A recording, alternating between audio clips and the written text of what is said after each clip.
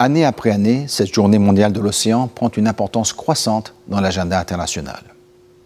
Nos contemporains saisissent peu à peu la nécessité de mieux préserver les océans face aux nombreuses menaces qui pèsent sur eux.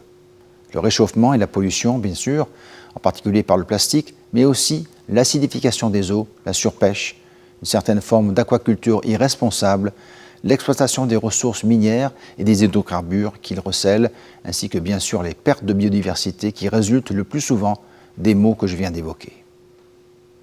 Face à ces menaces, les institutions multilatérales se préoccupent désormais de réguler ces zones immenses qui jusqu'à présent avaient été essentiellement laissées sans règles véritablement protectrices.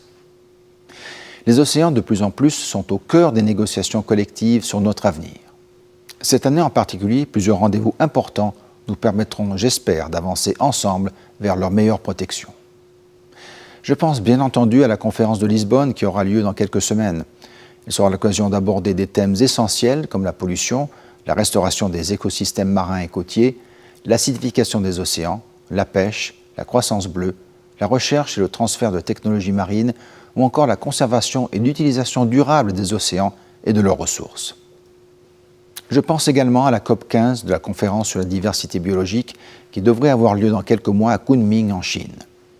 À travers le prisme important de la biodiversité, nous savons que de nombreux enjeux océaniques y seront abordés, via en particulier la question essentielle des aires marines protégées. Ces aires marines protégées sont le système le plus efficace dont nous disposons aujourd'hui pour assurer la préservation des écosystèmes marins. Il nous faut les développer rapidement et de manière ambitieuse. Et je pense aux négociations en cours sur la biodiversité par-delà les juridictions nationales, ou BBNJ, qui elles aussi se concentrent en grande partie sur le développement d'aires marines protégées et la mise en œuvre d'outils juridiques adaptés à la haute mer. Ces différentes échéances doivent être l'occasion de faire avancer des mesures concrètes. La limitation de l'utilisation plastique, l'amélioration du traitement des eaux usées, la réglementation de la pêche, la limitation de l'exploitation des fonds ou la protection des écosystèmes les plus fragiles doivent trouver dans ces rendez-vous des occasions de progrès concrets.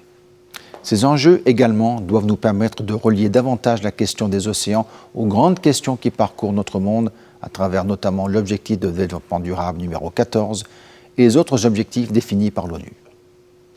Il y a l'objectif numéro 13 relatif à la lutte contre le changement climatique, bien sûr, mais aussi l'objectif numéro 1 sur la pauvreté, tant les bénéfices économiques de l'océan représentent un potentiel important.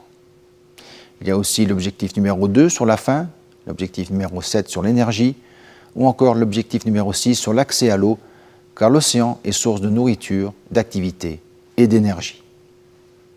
Dans cette optique, les différentes échéances qui nous attendent doivent être l'occasion d'apporter des réponses adaptées à l'échelle et à la complexité des océans.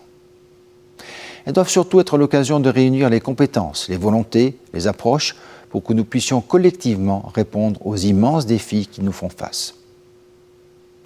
J'espère donc que cette journée nous aidera à avancer dans cette voie pour que nous soyons capables, tous ensemble, de réconcilier l'humanité et la mer autour d'un modèle de développement plus durable. Merci.